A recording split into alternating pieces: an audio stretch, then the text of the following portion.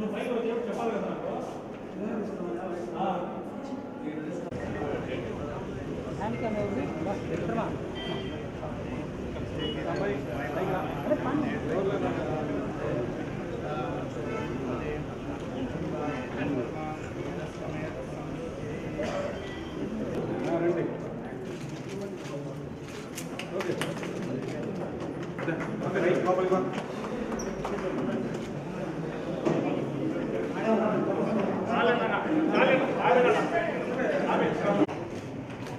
Departments ఉన్నాయా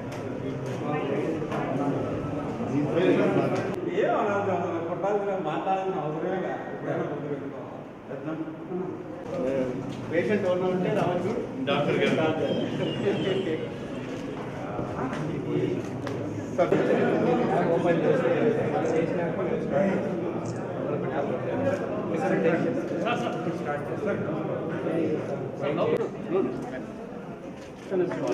strictly the protocol.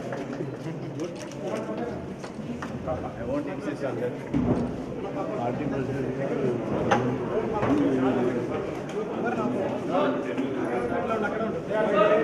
of the students. The college has been facing problems of drinking water since 16 years.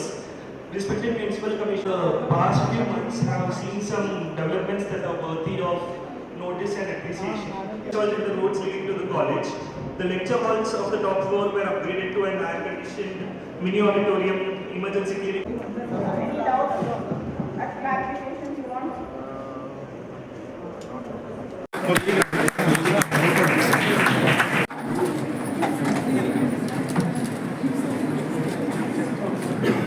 అనేక మంది ఆ tobacco chewing కానీ ఇతరత్ర కారణాల వల్ల ఓరల్ క్యాన్సర్ బారిన పడుతున్నారు. వీరు ఆసుపత్రికి రావడం వల్ల ఒకవేళ దానికి సంబంధించిన వ్యాధి ఉంటే దాన్ని ప్రివెంటివ్ మెజర్స్ తీసుకోవడానికి అవకాశం ఉంది. ఒకవైపు చంద్రబాబు నాయుడు గారు ప్రభుత్వంలో పిలిచిన తర్వాత సమీక్ష చేసి క్యాన్సర్ బారిన అతి ఎక్కువ మంది పడుతున్నారు. 7.5 లక్షల మంది ప్రతి సంవత్సరం క్యాన్సర్ బారిన ఆంధ్రప్రదేశ్లో యాడ్ అవుతున్నారు. 45 లక్షల మంది క్యాన్సర్ కారణంగా ప్రాణాలు కోల్పోతున్నారనే విషయాన్ని గుర్తించి కేంద్ర ప్రభుత్వం పథకంతో పాటుగా ఈ రాష్ట్రంలోని 5.5 కోట్ల మందికి అందరికి కూడా ఓరల్ క్యాన్సర్ స్క్రీనింగ్ కానీ, అదేవిధంగా బ్రెస్ట్ క్యాన్సర్ స్క్రీనింగ్ కానీ, అదేవిధంగా సర్వైకల్ క్యాన్సర్ స్క్రీనింగ్ కూడా నిర్వహించే కార్యక్రమానికి శ్రీకారం చుట్టారు. రాబోయే కొద్ది రోజుల్లో వారు ఈ స్క్రీనింగ్ కార్యక్రమాన్ని కూడా రాష్ట్ర వ్యాప్తంగా గౌరవ ముఖ్యమంత్రి గారు ప్రారంభిస్తారు. నేను ఎందుకు చెప్తున్నానంటే ఈ డెంటల్ ఫెసిలిటీ ఇక్కడ రావడం వల్ల, ఈ అధునాతనమైన ఎక్విప్మెంట్ రావడం వల్ల ఈ ఓరల్ క్యాన్సర్ బారిన పడే వారిని గుర్తించి ప్రివెంటివ్ మెజర్స్ తీసుకొని వాళ్ళ ప్రాణాలను కాపాడే అవకాశం ఇవాళ ఈ డెంటల్ కాలేజ్లో ఈ ఫెసిలిటీ కారణంగా ప్రజలకు అందుబాటులోకి వచ్చింది. ఈ సౌలభ్యాన్ని ప్రజలందరూ కూడా వాడుకోవాల్సిన అవసరం ఉంది. మరీ ముఖ్యంగా ఇవాళ క్యాత్ ల్యాబ్ను కూడా ప్రారంభించబోతున్నాం. ఈ టీచింగ్ హాస్పిటల్స్లో 11 టీచింగ్ హాస్పిటల్స్లో 6 మాత్రమే క్యాత్ ల్యాబ్ ఉంది. అటువంటి అధునాతనమైన క్యాత్ ల్యాబ్ని ఇక్కడ కూడా మనం ప్రారంభించుకోబోతున్నాం. అదేవిధంగా సూపర్ స్పెషాలిటీలో కూడా ఇప్పటి వరకు సూపర్ స్పెషాలిటీ విభాగం మొదలైనప్పటికీ కేవలం ఓపీ సర్వీసులు మాత్రమే ఉన్నాయి, ఐపీ సర్వీసులు లేవు. కారణం ఏంటంటే వాటికి పైపుడు ఆక్సిజన్ సప్లై లేకపోవడం వల్ల ఈ సూపర్ స్పెషాలిటీ ప్రారంభం ఎన్ని రోజులైనప్పటికీ కూడా ఐపీ సర్వీసులు ప్రారంభం కాలేదు. దీన్ని దృష్టిలో పెట్టుకొని రాష్ట్ర ప్రభుత్వం అతి తొందరలోనే ఈ పైపుడు ఆక్సిజన్ సప్లై చేసి ఐపీ సర్వీసులను కూడా సూపర్ స్పెషాలిటీ ఆసుపత్రుల్లో ప్రారంభించడం జరుగుతుంది. అంటే ముఖ్యంగా ఈ క్యాత్ ల్యాబ్లు రావడం వల్ల, సూపర్ స్పెషాలిటీ సర్వీసుల వల్ల అనేక మంది నాన్ కమ్యూనికబుల్ డిసీజెస్ బారిన పడుతున్నారు. ఈ రాష్ట్రంలో దాదాపు 50% మంది షుగరు, బీపీ బారిన పడుతున్నారు. 4.5 లక్షల మంది డయాబెటీస్ ఉంటే 8 లక్షల మందికి హైపర్ టెన్షన్ ఉంది, బీపీ ఉంది. 45 లక్షల శాంపిల్ తీసుకుంటే 4.5 లక్షల మందికి డయాబెటీస్ ఉంది, 8.5 లక్షల మందికి బీపీ ఉంది. ఈ రెండూ కలిపి ఉన్న వాళ్ళు 10.5 లక్షల మంది ఉన్నారు.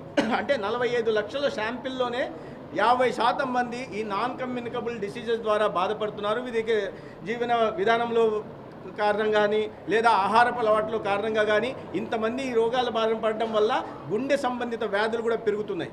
వీటిని కూడా దృష్టిలో పెట్టుకొని ఇవాళ ఈ క్యాత్ ల్యాబ్ను సూపర్ స్పెషాలిటీలో ప్రారంభించడం వల్ల గుండె జబ్బులతో బాధపడే వారికి సరైన వైద్యం సకాలంలో అందించే అవకాశం ఉంటుంది. అదేవిధంగా కేంద్ర ప్రభుత్వంతో సహకారంతో స్టెమీ అనే ప్రోగ్రామ్ని సెగ్మెంట్ ఎలివేటెడ్ మయోకార్డియల్ ఇన్ఫ్రాక్షన్ అనే ఒక కార్యక్రమాన్ని కూడా ప్రారంభించడం జరుగుతుంది. ఈ సిఎస్సిల్లో ఒక హబ్ వాటిని స్పోక్గా గుర్తించి అక్కడ ఏదైనా గుండె సంబంధిత జనాలు నిర్లక్ష్యం వహిస్తుంటారు. ఏదో నొప్పి వచ్చింది వాళ్ళకే వైద్యం చేసేసుకుంటుంటారు, మాకు అల్సర్ కారణంగా, ఇది గ్యాస్ట్రైటిస్ కారణంగా అని. అటువంటి సందర్భాల్లో గుండె నొప్పితో గుండె సంబంధిత ఏదైనా నొప్పితో వెళ్తుంది, అల్సర్ అది గ్యాస్ట్రైటిసా కాదా అని అక్కడ సిఎస్సి డాక్టర్ గుర్తించి ఒకేలా గుండె సంబంధిత వ్యాధి అయితే ఎక్కడన్నా బ్లాక్స్ ఉంటే వెంటనే టెనెక్టాప్లైజ్ అనే ఒక ఇంజెక్షన్ని 45,000 రూపాయలు విలువ చేసే ఇంజెక్షన్ని వాళ్ళకి వేసి ఆ బ్లాక్ను తొలగించి తర్వాత హబ్ హాస్పిటల్స్కి వెళ్ళి సరైన అది బైపాస్ చేయాలన్నా లేకుంటే ఓపెన్ హార్ట్ సర్జరీ చేయాలన్నా యాంజియో చేయాలన్నా దానికి సంబంధించిన రెఫరెన్స్ చేయడానికి అవకాశం ఉంటుంది. తద్వారా గుండె జబ్బులతో చనిపోతున్న వారి సంఖ్యని పూర్తిగా తగ్గించాలనే దిశగా ఈ ప్రయత్నాల్ని ఈ గౌరవ ముఖ్యమంత్రి చంద్రబాబు నాయుడు గారి నాయకత్వంలో నరేంద్ర మోడీ గారి ఆశీస్సులతో ఈ స్టెమీ ప్రోగ్రామ్ని కూడా అతి త్వరలో ప్రారంభించబోతున్నాం. దాన్ని కూడా మనం ఏదో ఒక విప్లవాత్మకమైన మార్పులు తీసుకొచ్చామని గత ముఖ్యమంత్రి చెప్తూ ఉంటారు. నేను ఈ జిల్లాకి ఆయన ప్రాతినిధ్యం వహిస్తున్నారు. ఈ జిల్లాకి చాలా సార్లు ఈ పార్లమెంట్కి ఎంపీగా ఉన్నారు. తర్వాత ఇదే జిల్లా నుంచి ఎమ్మెల్యేకి గెలిచి పులివెందుల నియోజకవర్గం ముఖ్యమంత్రి కూడా ఉన్నారు. ఈ రిమ్స్ ఆసుపత్రుల గురించి ఆలోచించాల్సి వస్తే ఈ రవాణా సౌకర్యం కల్పించకపోవడం ఒకటైతే, రెండోది కనీసం నీటి వసతి కూడా కల్పించలేదనే విషయం చాలా దురదృష్టకరం. రోజుకు వైద్యులకు కూడా నేను చెప్తున్నది ఏంటంటే, రోగులని మీరు ఒక బర్డన్గా చూడవద్దు. Receive them with a smile and see them off with a smile. మీరు వాళ్ళని వచ్చినప్పుడు విసుక్కోకుండా వాళ్ళకి బాధ తెలియదు, బిహేవియర్ ప్రాబ్లమ్స్ ఉంటాయి, లేక దాని మీద అవగాహన లేదు, కాస్త ఏదన్నా విసిగిచ్చేలాగా మాట్లాడుతుంటారు. కానీ ఎక్కడ కూడా విసుగు కనిపించకుండా వాళ్ళకి అర్థమయ్యేలాగా చాలా సహనంతో చెప్పి వాళ్ళకి అందాల్సిన వైద్యం నవ్వుతూ, ఎందుకంటే మీరు నవ్వుతూ మాట్లాడితే, నేను నర్సింగ్ స్టాఫ్ కూడా ఈ సందర్భంగా చెప్తున్నా, విద్యార్థులు కూడా ఉన్నారు, రాబోయే రోజుల్లో కూడా వాళ్ళు కూడా అలవర్చుకోవాల్సిన విషయాన్ని కూడా వారికి తెలియజేసే ప్రయత్నం చేస్తున్నాను. నవ్వుతూ వాళ్ళను రోగుల్ని ట్రీట్మెంట్ ఇవ్వండి, నవ్వుతూ సాగనంపండి. అదే